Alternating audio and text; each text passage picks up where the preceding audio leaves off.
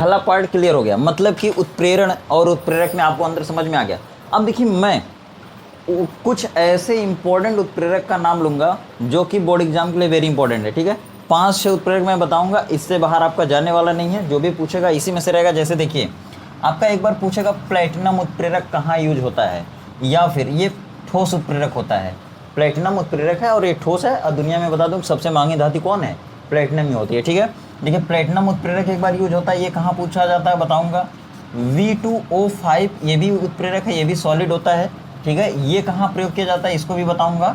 चलिए अब आगे देखिए, अगर पूछा जाए यमो ये क्या है, या फिर ये आयरन उत्प्रेरक, ये बहुत पूछा जाता है, ये कहाँ प्रयोग होता है इसको भी बताऊंगा। H2SO4 भी पूछा जाता है, ये कहाँ उत्प्रेरक के रूप में काम करेगा ये भी बताऊंगा।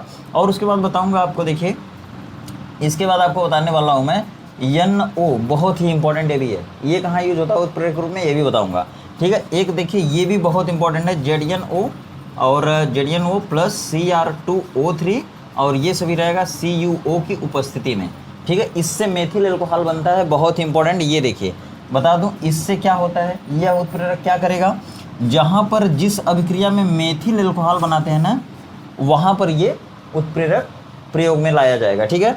मतलब कि आपसे पूछा जाएगा कि मेथिल एल्कोहल के निर्माण में कौन सा उत्प्रेरक प्रयोग किया जाता है, तो आप इतना बताएंगे, यहाँ से लेके यहाँ तक बताएंगे ये सभी उत्प्रेरक।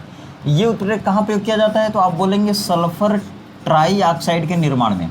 सल्फर यहाँ 2 होता तो डाई ऑक्साइड होता है, यहाँ पे 3 है, इसका मतलब सल्फर ट्राई ऑक्साइड के निर्माण में इस नाइट्रिक ऑक्साइड उत्प्रेरक का प्रयोग किया जाएगा। अगर आपसे पूछा जाए कि इस उत्प्रेरक का प्रयोग कहाँ करते हैं, तो इस उत्प्रेरक का प्रयोग करते हैं एस्टरों के जल अपघटन में, एस्टरों के जल अपघटन में करते हैं, याद रखिएगा, ठीक है। जब एस्टर का जल अपघटन कराते हैं तो एथिल एल्कोहल बनता है और एसिटिक अम्ल बनता है, ठीक है। वहाँ पर ये उत्प्रेरक की तरह काम करेगा। ये अगर इससे पूछा जाए कि ये कहाँ पर उत्प्रेरक का काम करेगा, तो अमोनिया के निर्माण में। ये छोटी छोटी चीज़ें हैं जो आपसे बहुत बार पूछी जाती हैं, पेपर में यहीं से आएगा, इसके अलावा नहीं आएगा। एक और बच रहा है, उसको भी बता देता हूँ, निकिल उत्प्रेरक। ये निकिल उत्प्रेरक कहाँ प्रयोग किया जाता है, देखिए जब हम वनस्पति तेल से वनस्पति घी बनाते हैं, ठीक है, वनस्पति घी या तेल के निर्माण में, जब हम वनस्पति घी को तेल में बदलते हैं, या फिर वनस्पति घी का हाइड्रोजनीकरण कराते हैं, या फिर वनस्पति घी का अपचयन कराते हैं, तो उसमें निकिल उत्प्रेरक प्रयोग किया जाता है, याद रखना है आपको। देखिए ये हो गया दूसरा, तीसरा, चौथा, पांचवा हो गया। ये भी मैं बता दूं, ये दोनों ही सल्फर ट्राई ऑक्साइड का जब निर्माण किया जाता है या फिर सल्फर ट्राई ऑक्साइड को बनाया जाता है, तो ये दोनों ही उत्प्रेरक प्रयोग किए जाते हैं। इतने ही उत्प्रेरकों के बारे में आपसे पेपर में पूछा जाएगा, इसके अलावा नहीं पूछा जाएगा, ठीक है। अब देखिए, अब हम बताते हैं आपको कि ये उत्प्रेरक कहाँ कहाँ किस अभिक्रिया में कौन कौन से उत्प्रेरक प्रयोग होते हैं। लेकिन उससे पहले बता दूं कि उत्प्रेरकों की विशेषताएं क्या होती हैं, ठीक है। देखिए अब मैं आपको बताऊंगा उत्प्रेरक की विशेषता, ये भी पूछी जाती है, और फिर उसके बाद बता दूंगा प्रकार, उत्प्रेरक कितने प्रकार का होता है, और फिर उसके बाद बताऊंगा कि कौन कौन से प्रकार में कौन सा उत्प्रेरक प्रयोग किया जाता है, ठीक है। चलिए देख लेते हैं।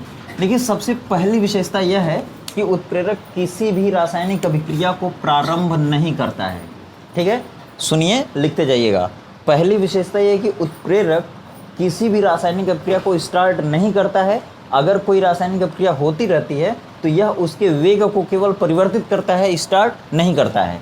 दूसरी बात देखिए क्या है कि उत्प्रेरक अगर रासायनिक अभिक्रिया हो गई ना, तो उसके अंत में नष्ट नहीं होता। इसका मतलब है कि उत्प्रेरक रासायनिक अभिक्रिया करवाने के बाद या फिर रासायनिक अभिक्रिया के पूर्ण होने के बाद उत्प्रेरक नष्ट नहीं होता है, ज्यों का त्यों पड़ा रहता है। अब देखिए अगर कोई रासायनिक अभिक्रिया साम्यावस्था पर है, तो उस पर भी उत्प्रेरक का कोई प्रभाव नहीं पड़ता है। अब देखिए उत्प्रेरकों की क्रिया विशिष्ट होती है। चौथी विशेषता क्या है, उत्प्रेरकों की क्रिया विशिष्ट होती है, मतलब एक ही उत्प्रेरक सभी अभिक्रियाओं पर काम नहीं करेगा। हर एक उत्प्रेरक एक विशिष्ट अभिक्रिया पर ही कार्य करता है, इसीलिए कहा गया है कि उत्प्रेरकों की क्रिया विशिष्ट होती है।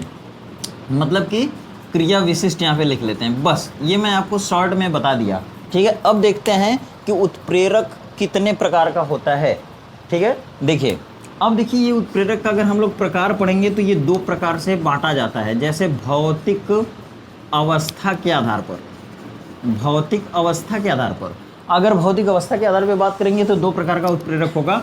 एक होता है समांगी उत्प्रेरक, एक होता है समांगी उत्प्रेरक और एक होता है विषमांगी उत्प्रेरक। ध्यान से देखिएगा, समांगी उत्प्रेरक या फिर समांगी उत्प्रेरण एक होता है, विषमांगी उत्प्रेरक या फिर विषमांगी उत्प्रेरण दूसरा होता है। ये दोनों किसके आधार पर होते हैं? भौतिक अवस्था के आधार पर। मतलब कि जब भी आप समांगी उत्प्रेरण का उदाहरण देंगे वहाँ पे आपको भौतिक अवस्था बताना है, ब्रैकेट में लिख के सॉलिड, लिक्विड या फिर गैस, इस तरह से। और यहाँ भी बताना आपको कि सॉलिड है कि लिक्विड है कि गैस, ब्रैकेट में ऐसे लिखना पड़ेगा आपको, ठीक है। अब देखते हैं दूसरा प्रकार क्या है।